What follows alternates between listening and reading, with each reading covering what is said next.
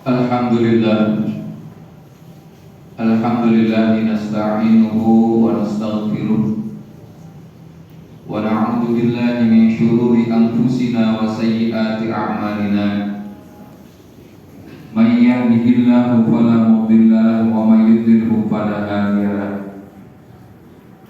Asyhadu an la ilaha illallah wahdahu la syarika lahu wa asyhadu anna sayyidana Muhammadan abduhu wa rasuluhu la nabiyya ba'da. Allahumma shalli wa sallim wa barik ala sayyidina Muhammad wa ala alihi wa sahbihi ajma'in wa ala tabi'ina wa man tabi'ahum bi ihsanin ila yaumiddin. Rabbi a'udzu bika min hamazati syayatin wa a'udzu bika rabbi an yahdurun, amma ba'd. Fa ya ibadallah ittaqullaha haqqa tuqatih wa la tamutunna illa wa antum muslimun. Qala Allah Ta'ala wa ja'alna al-laila libasan wa ja'alna an-nahara ma'asha. Sadaqallah wa maulana al-'azim. Ma'asyiral muslimin wa zumratal mu'minin, jamaah salat Jumat yang insyaallah kita semua dirahmati oleh Allah Subhanahu wa Ta'ala. Amin ya rabbal alamin. Saat sekarang ini kita termasuk ke dalam golongan hamba-hamba Allah yang sangat beruntung, karena kita masih diberikan kesempatan oleh Allah Subhanahu wa Ta'ala di tengah-tengah kesibukan kita untuk dapat melaksanakan ibadah salat Jumat berjamaah. Oleh karena itu, mari sama-sama kita manfaatkan waktu yang singkat ini untuk semakin meningkatkan keimanan dan ketakwaan kita kepada Allah Subhanahu wa Ta'ala. Semoga kita digolongkan oleh Allah Subhanahu wa Ta'ala ke dalam golongan hamba-hambanya yang beruntung minal muflihin dan hamba-hambanya yang bertakwa minal muttaqin. Amin amin ya rabbal alamin. Jamaah sidang Jumat rahimakumullah, Allah Subhanahu wa Ta'ala menciptakan siang dan malam. Itu adalah merupakan isyarat bagi kita untuk mampu menyeimbangkan dalam pembagian waktu. Siang kita pergunakan untuk bekerja, kemudian secara umumnya malam kita pergunakan untuk beristirahat. Allah Subhanahu wa Ta'ala berfirman dalam surat An-Naba ayat 10 dan 11, wa ja'alna al-laila libasan wa ja'alna an-nahara ma'asha, yang artinya kami jadikan malam sebagai selimut dan siang sebagai tempat untuk mencari penghidupan. Maka begitu pentingnya bekerja dalam ajaran agama Islam, sehingga Islam memerintahkan kepada umatnya untuk bekerja mencari rizki yang halal yang diridhoi oleh Allah Subhanahu wa Ta'ala. Apalagi bagi mereka yang mempunyai tanggungan untuk menafkahi keluarganya, anak dan istrinya. Allah Subhanahu wa Ta'ala tidak melihat profesi apapun yang dilakukan. Yang Allah lihat adalah cara dia mendapatkan rezeki dengan cara yang halal yang diridhoi oleh Allah Subhanahu wa Ta'ala. Apapun profesinya, walaupun terlihat hina dalam pandangan manusia, kalau dilakukan dengan cara yang diridhoi oleh Allah Subhanahu wa Ta'ala sesuai dengan apa yang diajarkan oleh baginda Nabi besar Muhammad sallallahu alaihi wasallam, maka itu bernilai ibadah di sisinya.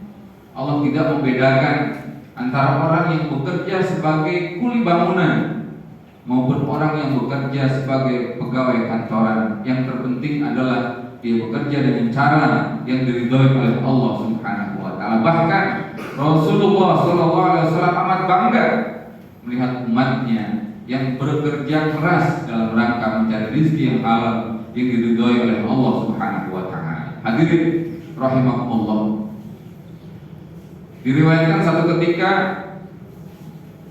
Rasulullah SAW selesai melaksanakan perang dan Rasul tiba bersama dengan para sahabat di Madinah. Dan di Madinah beliau sudah disambut oleh para sahabat-sahabat yang lain yang tidak ikut berperang.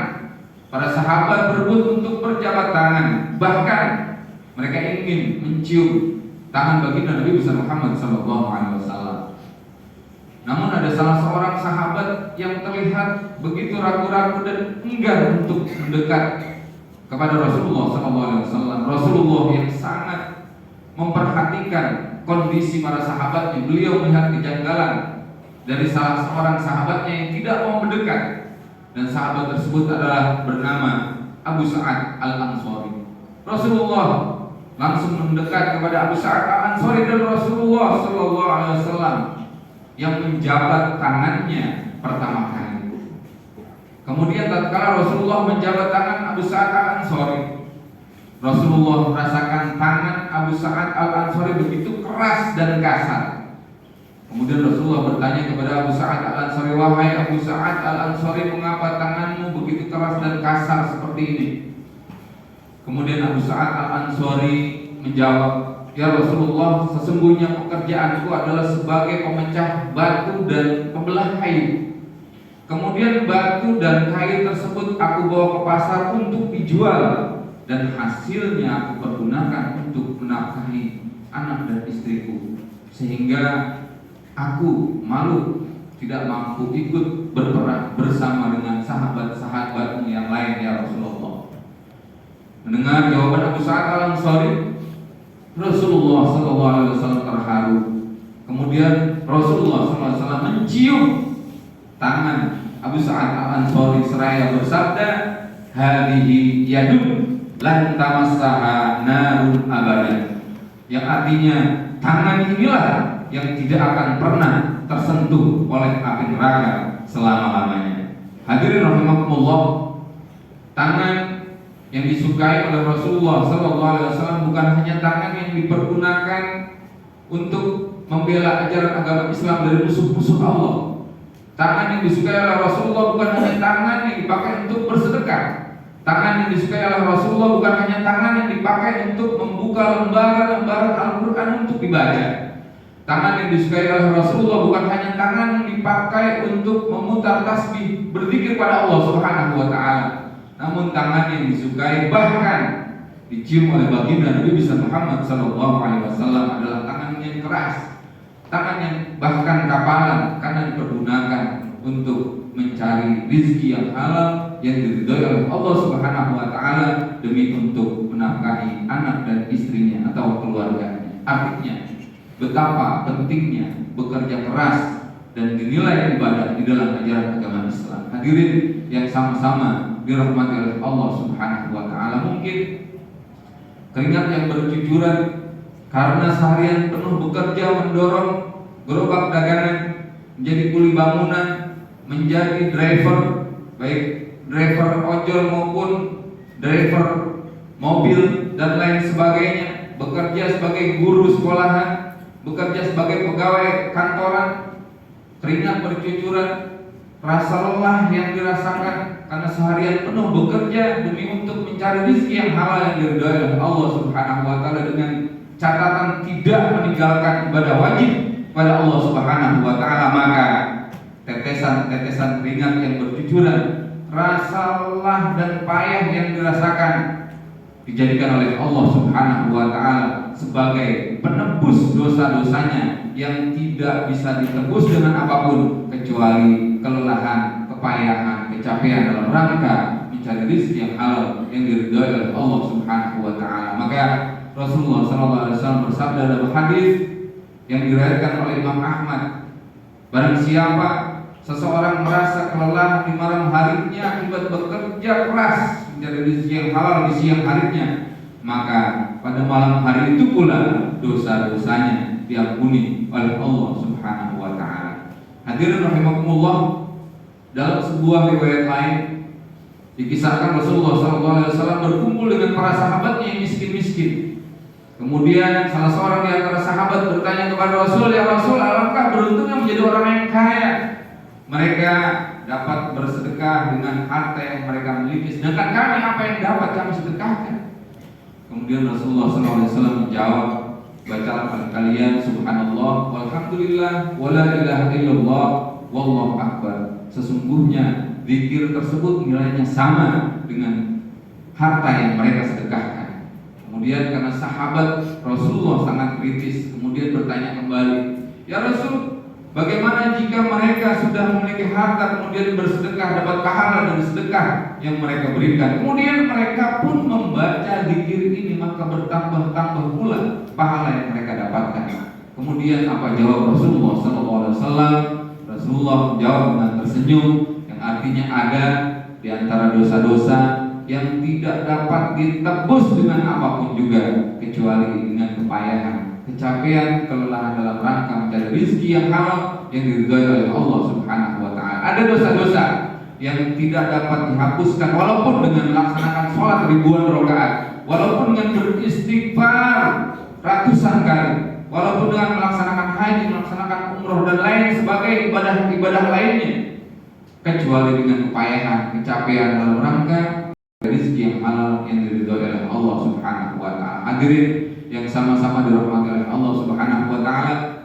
Oleh karena itu, apabila kita berada dalam kesempitan harta, kekurangan uang, sesungguhnya janganlah kita berputus asa, namun kita selalu senantiasa bersyukur kepada Allah Subhanahu wa taala, selalu menjadi orang yang beriman, positive thinking. Apapun yang dilakukan oleh Allah Subhanahu wa taala dalam kehidupan kita, pasti itulah yang terbaik, karena Allah yang menciptakan kita.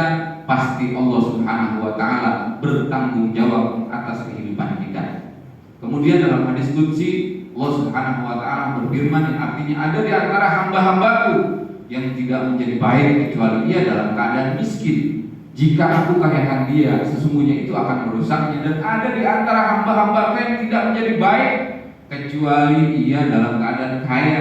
Jika aku miskinkan, maka sesungguhnya justru itu akan merusak. Hadirin yang sama dirahmati oleh Allah Subhanahu wa taala. Oleh karena itu, mari kita bekerja dengan cerdas. Jangan hanya kita sekedar memeras keringat dan pulang, namun harus manfaatkan momen bekerja, diniatkan dengan cara yang halal untuk ibadah kepada Allah Subhanahu wa taala, sehingga dalam pekerjaan bukan hanya kita mendapatkan uang, bukan hanya kita mendapatkan rezeki, namun kita mendapatkan ampunan dari Allah Subhanahu wa taala. Oleh karena itu, yang terpenting dalam bekerja, dalam rezeki itu yang penting adalah keberkahannya. Maka dengan keberkahan ini kita akan merasa puas dengan apa yang kita dapatkan ataupun dengan apa yang tidak kita dapatkan. Terakhir, ada sebuah kisah yang menarik. Dialog antara Imam Ahmad bin Hanbal dengan muridnya. Satu ketika sang murid bertanya, wahai tuan guru, bagaimana caranya untuk dapat mendatangkan ketenangan dan ketentraman di dalam hati ini? Kemudian sang imam menjawab, makanlah olehmu makanan yang halal. Kemudian sang murid berkomentar, bagaimana dengan firman Allah, ala bidzikrillah tatma'innul qulub, yang artinya dengan zikir, mengingat Allah maka hati menjadi tenang. Bagaimana kaitannya? Kemudian sang imam menjawab, dengan makan makanan yang halal itu adalah salah satu daripada pengamalannya. Hadirin sama-sama dirahmati oleh Allah Subhanahu wa taala, demi Allah, rizki yang kita dapatkan dengan cara yang halal yang diridhoi oleh Allah Subhanahu wa taala akan mendatangkan ketenangan, ketentraman dan kebahagiaan hati kita, hidup kita. Istri kita akan menjadi istri yang solehah, anak-anak kita menjadi anak-anak yang soleh dan solehah. Kita akan terhindar dari penyakit lahir maupun penyakit batin. Bahkan kita akan mampu untuk menikmati betapa indahnya ibadah-ibadah yang kita lakukan dalam kehidupan kita. Akan tetapi sebaliknya, rezeki yang didapatkan dengan cara yang tidak diridhoi oleh Allah Subhanahu wa taala, dengan menzalimi orang lain, korupsi, kolusi, makan harta riba dan lain sebagainya, itu akan mendatangkan penyakit. Hati kita akan selalu gelisah, dada berdebar-debar, sehingga pembuluh darah akan tersumbat dan menimbulkan penyakit. Bukan hanya penyakit lahir, itu juga akan menimbulkan penyakit batin. Bisa jadi istri yang sering melawan kepada suaminya, anak-anak yang tidak taat, durhaka kepada orang tuanya, itu disebabkan karena kita mengkonsumsi rezeki yang didapatkan dengan cara yang tidak diridhoi oleh Allah Subhanahu wa taala. Bahkan kita tidak mampu untuk merasakan betapa nikmatnya ibadah yang kita lakukan dalam kehidupan kita karena ada sesuatu yang haram dalam diri kita. Oleh karena itu, mari sama-sama kita awali tahun 2022 ini dengan kembali menata niat kita, bahwa bekerja bukan hanya semata-mata kita untuk memenuhi kebutuhan hidup kita, tapi kita niatkan bekerja adalah ibadah kepada Allah Subhanahu wa taala, sehingga karena ibadah kita lakukan dengan sebaik mungkin sesuai dengan apa yang diajarkan oleh baginda Nabi besar Muhammad sallallahu alaihi wasallam. Kalau sudah itu kita lakukan demi Allah, kehidupan kita akan tenang, kehidupan kita akan tentram, kehidupan kita akan damai. Insya Allah kita akan mampu untuk meraih kebahagiaan hidup di dunia maupun akhirat. Amin, amin ya rabbal alamin. Inna ahsanal kalami kalamullahil malikil mannan, wa biqaulihi yahtadil muhtadun. Barakallahu li wa lakum fil Qur'anil azim, wa nafa'ani wa iyyakum bima fihi minal ayati wa dzikril hakim. Wa taqabbalallahu minna wa minkum tilawatahu innahu huwal ghafurur rahim. Allahumma shalli ala sayyidina Muhammad wa ala ali sayyidina Muhammad.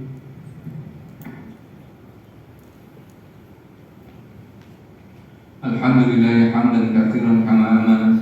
Asyhadu an la ilaha illallah wahdahu la syarika lah idghaman liman jahada bihi wa kafar. Wa asyhadu anna sayyidana Muhammadan abduhu wa rasuluhu sayyidul khalaiqi wal bashar. Allahumma shalli wa sallim wa barik ala sayyidina Muhammad wa ala alihi wa sahbihi ajma'in. Fa ya ibadallah ittaqullaha wa'alul khairat wajtanibu 'anis sayyi'at. Innallaha wa malaikatahu yusalluna 'alan nabi ya ayyuhalladzina amanu sallu 'alaihi wa sallimu taslima. Allahumma shalli wa sallim wa barik ala sayyidina Muhammad wa ala alihi wa sahbihi ajma'in wa ala tabi'in wa man tabi'ahum bi ihsanin ila yaumiddin wa radha 'anna wa 'anhum bi rahmatika ya arhamar rahimin. Allahumma ighfir lil muslimina wal muslimat wal mu'minina wal mu'minat al ahya'i minhum wal amwat innaka sami'un qaribun mujibud da'awat wa ya qadiyal hajat. Allahumma a'izzal islam wal muslimin wa ahlikil kafarata wal mubtadi'ata wal rafidata wal musyrikin wa dammir a'da'ana a'da'ad-din waj'al lahumma wilayatana fi man khafa amraka wattaqa. Rabbana zalamna anfusana wa illam taghfir lana wa tarhamna lanakunanna minal khasirin. Rabbana hab lana min azwajina wa dhurriyyatina qurrata a'yunin waj'alna lil muttaqina imama. Rabbana ighfir lana wa li ikhwanina alladhina sabaquna bil iman wa la taj'al fi qulubina ghillan lil ladzina amanu rabbana innaka ra'ufur rahim. Rabbana atina fid dunya hasanah wa fil akhirati hasanatan wa qina adzabannar. Walhamdulillahi rabbil alamin. Ibadallah innallaha ya'muru bil 'adli wal ihsan wa ita'i dzil qurba